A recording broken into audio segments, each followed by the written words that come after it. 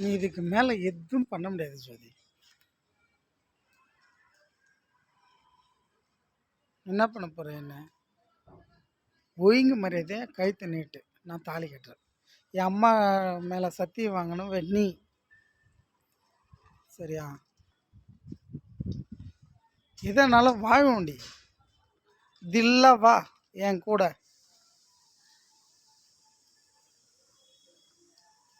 துணிஞ்சு வா என் கூட, நான் பார்த்துக்கிறேன்.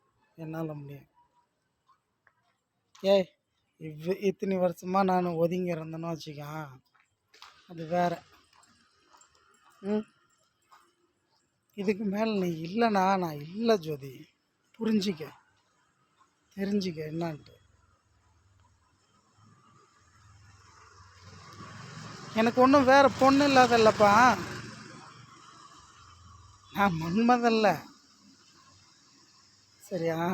ஆனால் என்னை புரிஞ்சிக்கிட்டு எனக்கு கட்டிக்கிறேன்னு சொல்லி வர பொண்ணுங்க 1,00,000 பொண்ணு கூடி வரும்.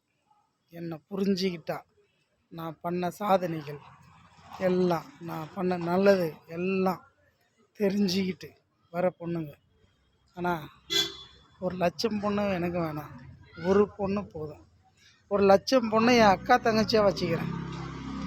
உன்னை மட்டும் என் பொண்டாட்டியாக வச்சுக்கிறேன். சரியா? நீ மட்டும் என் பொண்டாட்டி. 1,00,000 இல்லை, 1,00,00,000 பொண்ணு கூடயும் என் கூட பிறந்த அக்கா தங்கச்சியாக வச்சுக்கிறேன். உன்னை மட்டும் என் பொண்டாட்டியாக வச்சுக்கிறேன். சம்மதமா? டீலுக்கு வரியா? ஒத்துக்கிறியா?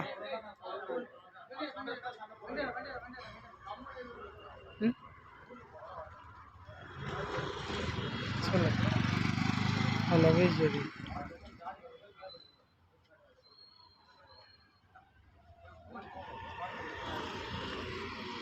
ஐ லவ் யூ. நீ இல்லை, நான் இல்லை.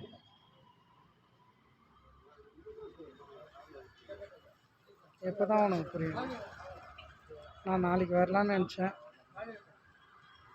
இதுக்குள்ளார என்னவோ ஒரு கலவரம் மாதிரி இதாகுது, என்னன்னு தெரியல.